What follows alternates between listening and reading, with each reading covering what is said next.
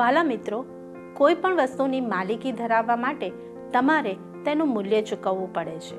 તેની કિંમત ચૂકવ્યા પછી જ તે વસ્તુ તમારી બને છે. તમને પણ મૂલ્ય આપીને ખરીદવામાં આવ્યા છે. તમારી કિંમત પણ ઈસુએ ચૂકવી છે, જેથી તમે ઈશ્વરના સંતાન બની શકો. શું તમે આ જાણો છો?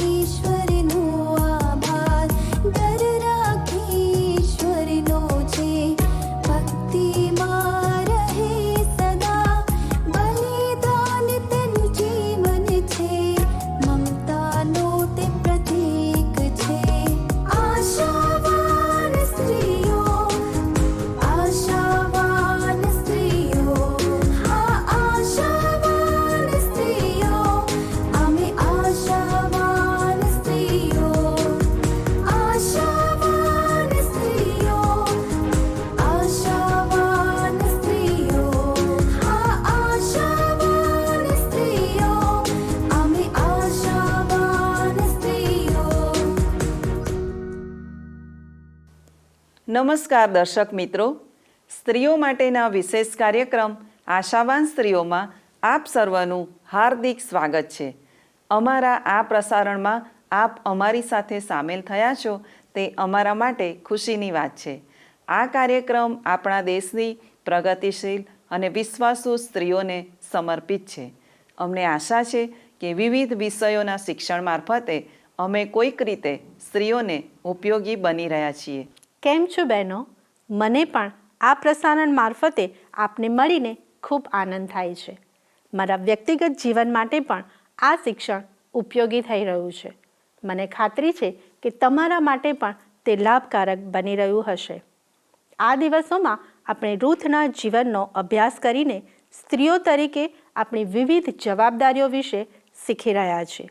તે આપને યાદ હશે. હા, આજે આપણે આ શ્રેણીના અંતિમ ભાગમાં આગળ વધવા માગીએ છીએ. મિત્રો, જો આપને ખબર હોય તો બ્રાઝિલ દેશના રિયો દી જાનેરો શહેરમાં ઈસુ ખ્રિસ્તની મોટી પ્રતિમા મૂકવામાં આવી છે. તેમાં ઈસુ ખ્રિસ્ત પોતાના બંને હાથ પ્રસારીને ઊભા રહ્યા છે. તે વિશ્વમાં 4થા નંબરનું સ્થાન ધરાવનાર વિશાળ પ્રતિમા છે. 2007માં દુનિયાની 7 અજાયબીઓમાં આ પ્રતિમાનો પણ સમાવેશ કરવામાં આવ્યો છે. રિયો શહેરના એક પર્વત પર ઊભી કરવામાં આવેલી આ પ્રતિમા 98 ફૂટ અથવા 30 મીટર ઊંચી છે. તે તો રિયો શહેરની એક આગવી ઓળખ બની ગઈ છે. ઈસુ ખ્રિસ્તની આ પ્રતિમાને જોવા દર વર્ષે અસંખ્ય લોકો ત્યાં આવે છે. આ જાણીને મને આનંદ થયો. બ્રાઝિલ દેશ દક્ષિણ અમેરિકામાં આવેલો છે અને હમણાં જ આપણે સાંભળ્યું તેમ ત્યાં ઈસુ ખ્રિસ્તની વિશાળ ઊંચી પ્રતિમા બનાવવામાં આવી છે. તે બહુ સુંદર દેખાય છે અને આ પ્રતિમા ઈસુ ખ્રિસ્તને ઉદ્ધારક અથવા છોડાવનાર તરીકે પ્રગટ કરે છે. મારી બહેનો, આજે રૂથની વાર્તામાં આગળ વધતા આપણે આ જ શબ્દ ઉપર ધ્યાન કેન્દ્રિત કરવા માંગીએ છીએ. જો છોડાવનાર અથવા ઉદ્ધારક શબ્દનો સામાન્ય અર્થ જોઈએ તો તમારા માટે કિંમત ચૂકવનાર અથવા તમારું દેવું ભરનાર એવો થાય છે.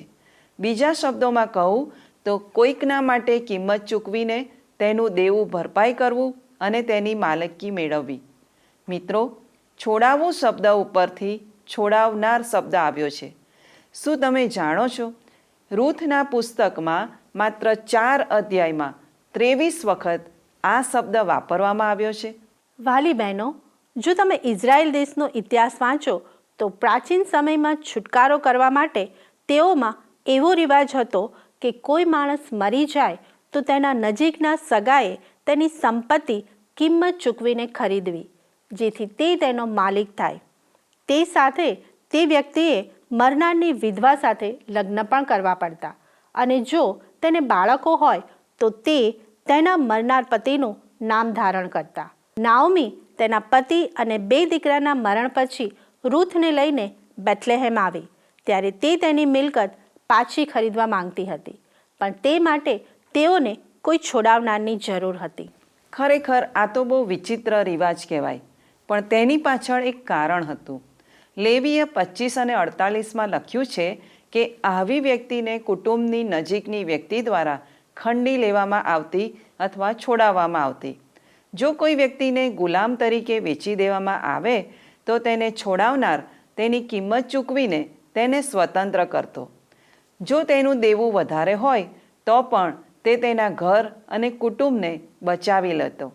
જો કોઈ માણસ વારસદાર વગર મરણ પામે તો તેનો નજીકનો સગો હોય તે પુરુષ તેની વિધવા સ્ત્રી સાથે લગ્ન કરીને તેના વંશને આગળ વધારતો. પણ છોડાવનાર બનનાર વ્યક્તિ નજીકનો સગો હોવો જોઈએ અને તે કામ માટે રાજી પણ હોવો જોઈએ. એટલા જ માટે તેઓમાં આવી પ્રથા ચાલતી હતી. આ નજીકનો સગો અથવા છોડાવનાર એવો માણસ હતો કે જે તેની ગુમાવેલી મિલકતને કિંમત ચૂકવીને પાછી મેળવી લેતો. પછી તે સંપત્તિ હોય, સ્વતંત્રતા હોય કે કુટુંબનું નામ પણ હોય. એનો અર્થ કે છોડાવનાર તેઓના માટે બચાવનાર અથવા પુનઃસ્થાપિત કરનાર બની જતો. પણ નાઓમી તો બહુ વૃદ્ધ હતી, તેથી તે ફરી લગ્ન કરી શકે એવી સ્થિતિમાં નહોતી. તેથી રૂથ તેની અવેજી બની. તેણે એક દીકરાને જન્મ આપ્યો અને તેના વંશને આગળ વધાર્યો. જો રૂથની વાર્તામાં જોઈએ તો બોઆઝ કરતાં નજીકનો એક સગો હતો જે તેને છોડાવનાર બની શકે એમ હતો. તે માણસ નાઓમીની સંપત્તિ સ્વીકારવા તૈયાર હતો, પણ તેના દીકરાની વિધવા પત્ની રૂથને સ્વીકારવા તૈયાર નહોતો. તેથી તેના પછી બોઆઝનો વારો આવતો હતો. બોઆઝે નાઓમીની સંપત્તિને પણ છોડાવી અને રૂથને પણ પોતાની પત્ની તરીકે સ્વીકારી. આમ જે વ્યક્તિ કોઈના માટે છોડાવનાર બનવા માંગતો હોય તો તે તેની નજીકનો સગો હોવો જોઈએ. તે આ કામ કરવા માટે રાજી હોવો જોઈએ અને તેની પાસે પૂરતા નાણાં પણ હોવા જોઈએ જેથી તે તેની કિંમત ચૂકવી શકે. જ્યાં સુધી તેને માટે પૂરેપૂરી કિંમત ચૂકવવામાં ના આવે ત્યાં સુધી તેનો છુટકારો થતો નહોતો. મારી બહેનો, આપણે પણ નાઓમી અને રૂથના જેવા આશા ગુમાવી દીધેલા અને સાવ ખાલી હતા. આપણે પાપમાં ખોવાઈ ગયેલા હતા અને આપણા માટે હવે કોઈ આશા નહોતી. આપણને એવા વ્યક્તિની જરૂર હતી જે આપણી પાસે આવે અને આપણને તેનાથી છોડાવનાર બને. અને તેવા સમયે ઈસુ ખ્રિસ્ત આપણા ઉદ્ધારક અથવા છોડાવનાર બનીને આવ્યા. કેટલી મહાન વાત! છોડાવનાર વ્યક્તિ જે ગુમાવી દીધું છે તેને પાછું મેળવે છે. આપણે ખોવાઈ ગયેલા હતા ને બધું ગુમાવી દીધું હતું, પણ ઈસુ આપણા જીવનમાં આવ્યા. તેમણે બધું સરખું કર્યું. આપણને છોડાવવા માટે તેમણે એક જ વારમાં પૂરેપૂરી કિંમત ચૂકવી દીધી. તેમણે આપણને પુનઃસ્થાપિત કર્યા અને ઈસુ ખ્રિસ્તમાં આપણને નવી ઓળખ આપી. વહાલા મિત્રો, ઈશ્વરે આપણને પોતાના સ્વરૂપ પ્રમાણે બનાવ્યા. એટલું જ નહીં, પણ આપણને પાપ અને મૃત્યુના અધિકારમાંથી બચાવી લીધા. આ જ સાચો છુટકારો છે. ઈસુએ આપણો ઉદ્ધાર કર્યો છે. કિંમત ચૂકવીને પોતાના લોહીથી આપણને ખરીદી લીધા છે. હવે આપણે પાપના ગુલામ નથી, પણ ઈસુ ખ્રિસ્તમાં આપણે મુક્ત થયા છીએ. શું આ બહુ અદ્ભુત બાબત નથી? જગતારકના ગુણ ગા કથ ગુણ તેના માનતા, પ્રભુ ઈસુના ગુણ ગા કથ ગુણ તેના માનતા. જગતારકના ગુણ ગા કથ ગુણ તેના માનતા.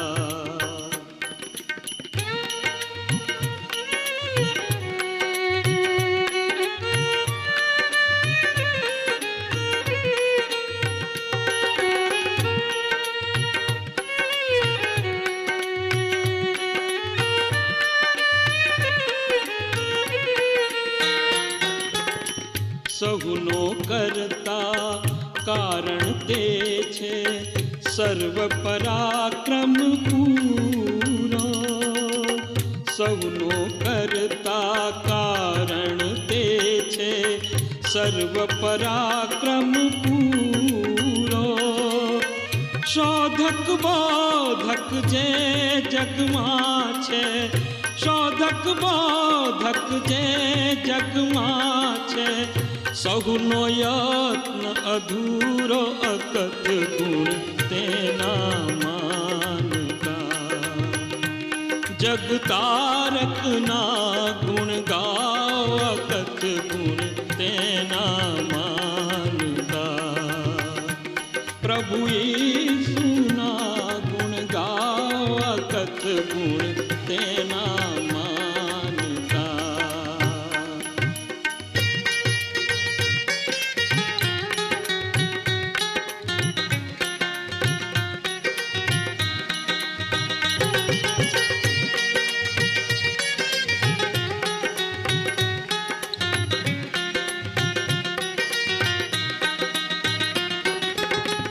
જગત્રાતા તમ દીન દયાળુ, માનવ દોષ મટાડો. જગત્રાતા તમ દીન દયાળુ, માનવ દોષ મટાડો. માફ કરો અપરાધ અમારા, માફ કરો અપરાધ અમારા. સતનું જ્ઞાન પમાડો અકથ ગુણ તેના માનતા. જગતારકના ગુણ ગાઓ અકથ ગુણ તેના માનતા.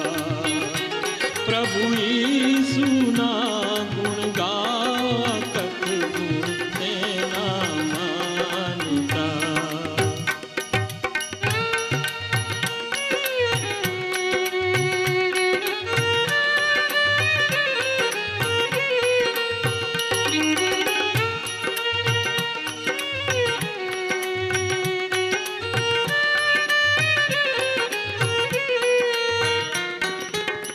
પુણ્ય દિવાકર ખ્રિસ્ત પ્રકાશે, લલિત ઉગે જમ ચંદા.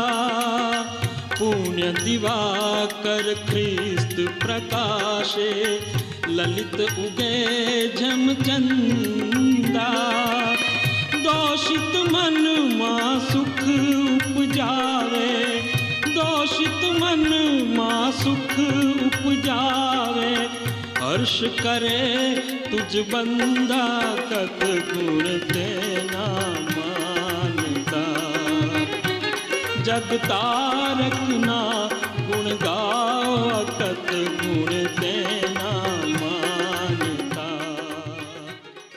પ્રિય બહેનો, ફરી એકવાર આશાવાન સ્ત્રીઓ કાર્યક્રમમાં આપનું સ્વાગત છે. નાઓમી અને રૂથને માટે બોઆઝ છોડાવનાર બન્યો, તેમજ ઈસુ ખ્રિસ્ત આપણને પાપમાંથી છોડાવનાર બન્યા. કિંમત ચૂકવીને ખરીદી લેવું તેનો અર્થ શું થાય તે સમજવા હું તમને એક ઉદાહરણ આપીશ. એક નાના છોકરાએ લાકડાના ટુકડામાંથી સુંદર નાની હોડી બનાવી. તેને માટે તેણે બહુ મહેનત કરી. તે હોડીના નીચેના ભાગમાં તેણે 2 લાલ પટ્ટીઓ મૂકી. તે પછી તે હોડી લઈને તે નદી કિનારે ગયો અને તેને પાણીમાં તરતી મૂકી. નદીના વહેણની સાથે તે હોડી પણ આગળ તરવા લાગી. પેલો છોકરો પણ તેની હોડીને તરતી જોઈને ખુશ થવા લાગ્યો. થોડીવાર પછી પાણીના પ્રવાહને લીધે અચાનક તે હોડીના તાર તૂટી ગયા. પેલા છોકરાએ તે હોડીને પાછી લઈ લેવા પ્રયત્ન કર્યો, પણ તે લઈ શક્યો નહીં અને તે હોડી નદીના પાણીમાં દૂર સુધી ખેંચાઈ ગઈ. થોડીવારમાં તો તે દેખાતી પણ બંધ થઈ ગઈ. પેલો છોકરો પોતાની હોડી ગુમાવવાને લીધે બહુ નિરાશ થઈ ગયો. આખરે તે ભારે હૃદયે પોતાના ઘરે પાછો ગયો.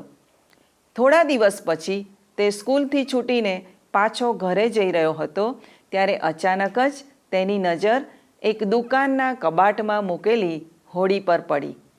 તે તો તેણે બનાવેલી હોડી જેવી જ દેખાતી હતી.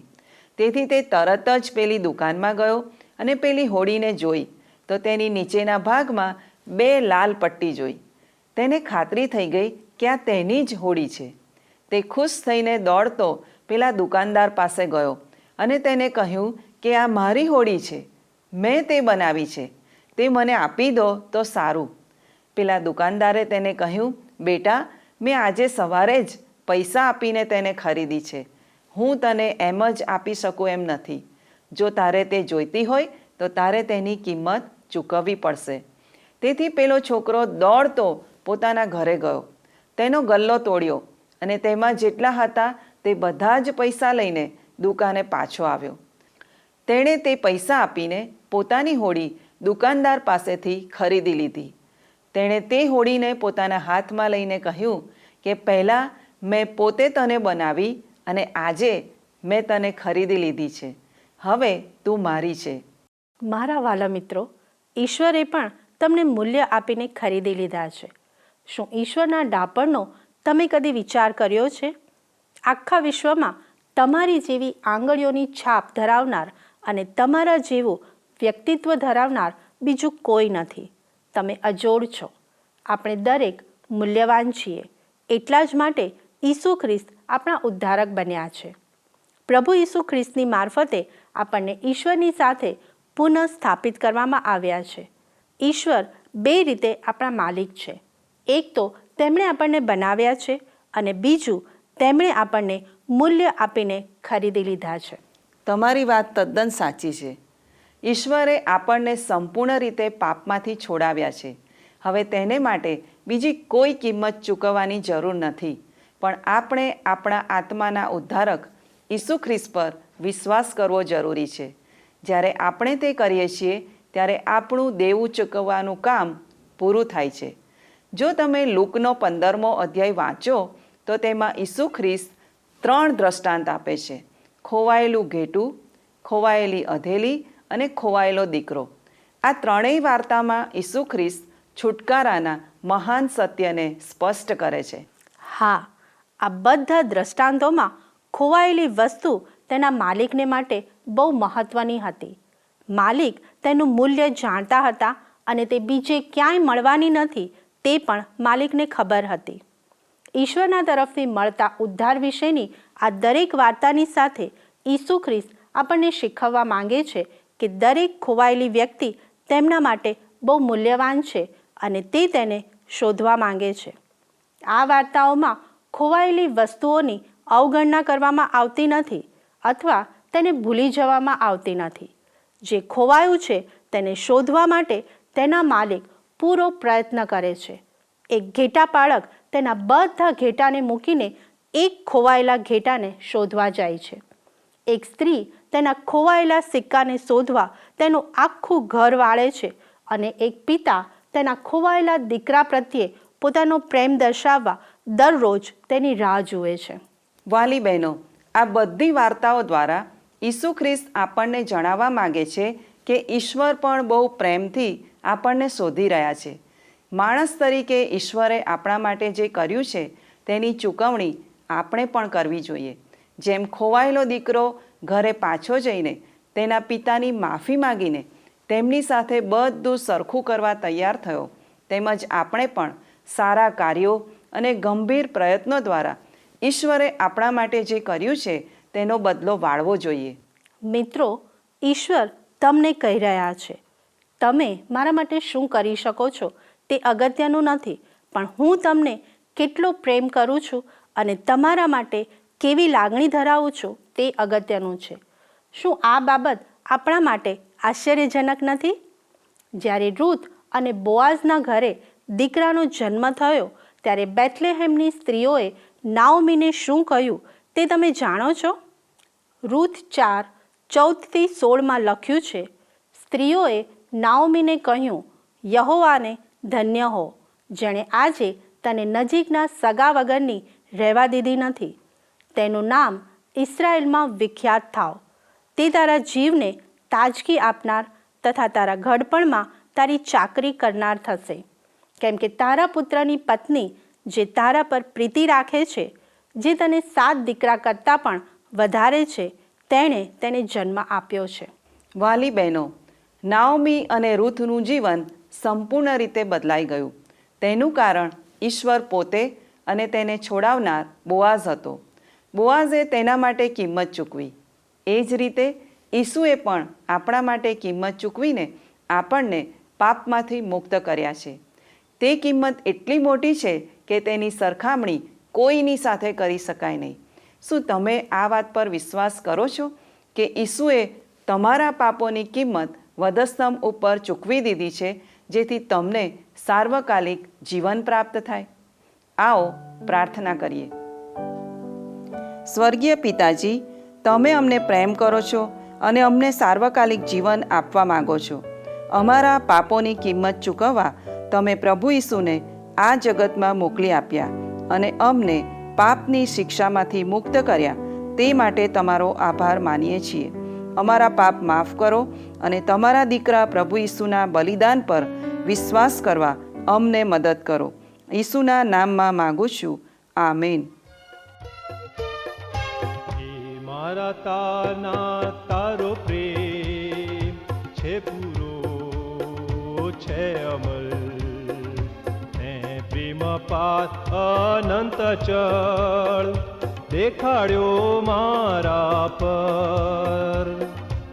એ મારા તારના તારો પ્રેમ છે પૂરો છે અમલ, પ્રેમ પાર અનંત ચળ દેખાડ્યો મારા પર. હું મારું મન ને મારું ધન જે હોય મારી કને, ને મારો જીવ ને મનનો ભાવ સૌ સોંપું છું તને.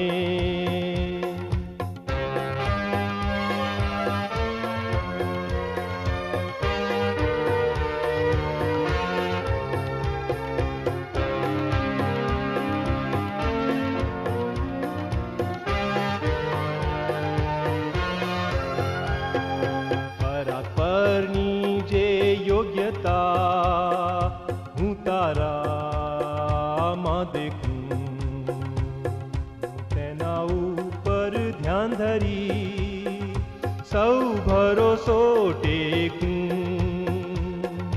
શરમનો પણ જે મરણ સ્તંભ તે રાજીથી સહ્યો, તે સંભારી મારો આત્મા પ્રેમે ભરપૂર થયો.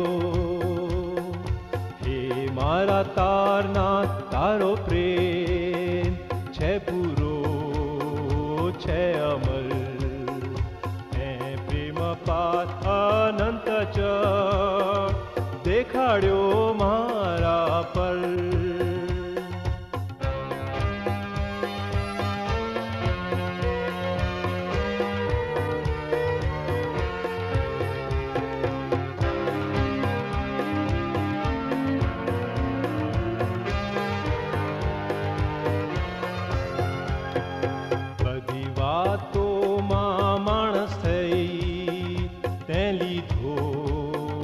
પાપનો શ્રાપ પણ એક જ વાતમાં ફેર હતો કે નહોતું તુજમાં પાપ.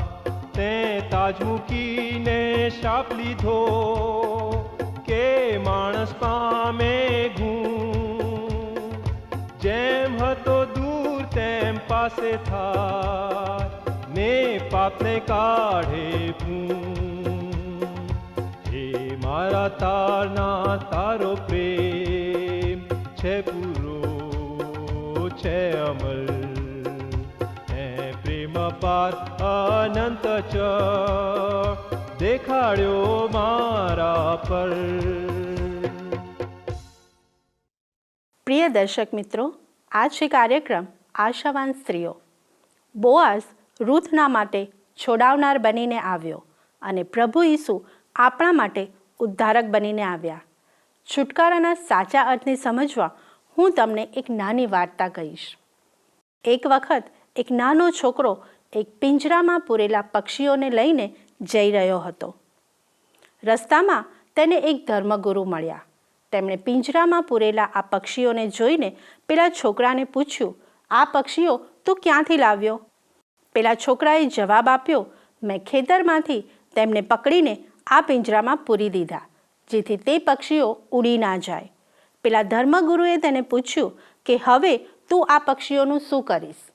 પેલા છોકરાએ જવાબ આપ્યો, હું તેમને ખાવાનું આપીશ, થોડા દિવસ તેમની સાથે રમીશ અને પછી અમારી બિલાડીને તે ખાવા માટે આપી દઈશ. આ સાંભળીને પેલા ધર્મગુરુએ તે પક્ષીઓ ખરીદવાની ઈચ્છા વ્યક્ત કરી. તેથી પેલા છોકરાએ કહ્યું, આ પક્ષીઓ તો હવે ઘરડા થઈ ગયા છે, તેમનો અવાજ પણ હવે મધુર રહ્યો નથી, તો પછી તમે તેને ખરીદીને શું કરશો?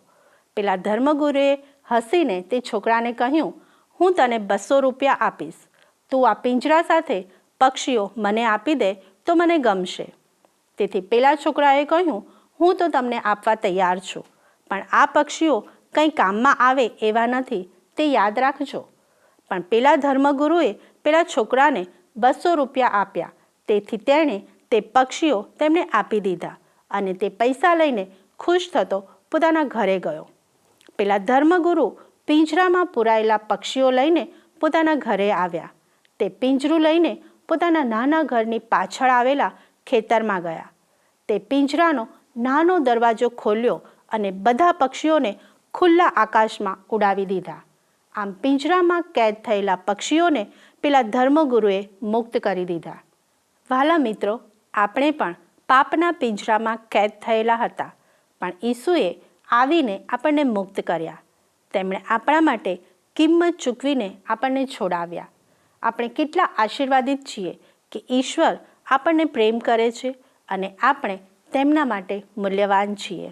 મારી વાલી બહેનો, 1 યોહાન 4:9 અને 10 બાઇબલ જણાવે છે, દેવે પોતાના એકના એક પુત્રને જગતમાં મોકલ્યો કે આપણે તેનાથી જીવીએ. એ પરથી આપણા પર દેવનો પ્રેમ પ્રગટ થયો. આપણે દેવ પર પ્રેમ રાખ્યો એમાં પ્રેમ નહીં, પણ તેણે આપણા પર પ્રેમ રાખ્યો અને પોતાના પુત્રને આપણા પાપનું પ્રાયશ્ચિત થવા માટે મોકલ્યો એમાં પ્રેમ છે. હા મિત્રો, ઈસુ ખ્રિસ્ત આપણા મુક્તિદાતા છે, આપણા ઉદ્ધારક છે અને આપણને પાપથી છોડાવનાર છે. મારી વાલી બહેનો, રૂથની શ્રેણીને આપણે અહીં સમાપ્ત કરીએ છીએ. અમને આશા છે કે રૂથના અભ્યાસની આ શ્રેણી દ્વારા તમે આ સત્યને સમજી શક્યા હશો. રૂથના જીવન પરથી તમે તમારા જીવનને માટે, કુટુંબને માટે અને સંબંધોને માટે ઉપયોગી બોધપાઠ લીધો હશે. અમારો સમય હવે પૂરો થાય છે. અમારું આજનું પ્રસારણ આપને કેવું લાગ્યું તે અમને ચોક્કસ જણાવશો. સંપર્ક માટે અમારું સરનામું નોંધી લેશો. જો આપ ફોનથી અમારી સાથે વાર્તાલાપ કરવા માંગો છો તો અમારો ફોન નંબર પણ નોંધી લેશો.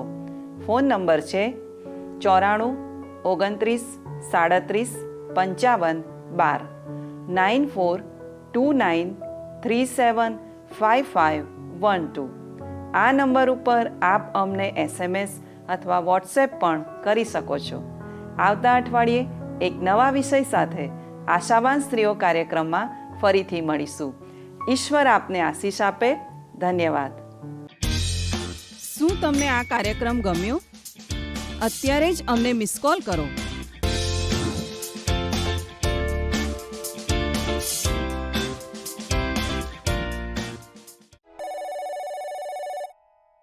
આશા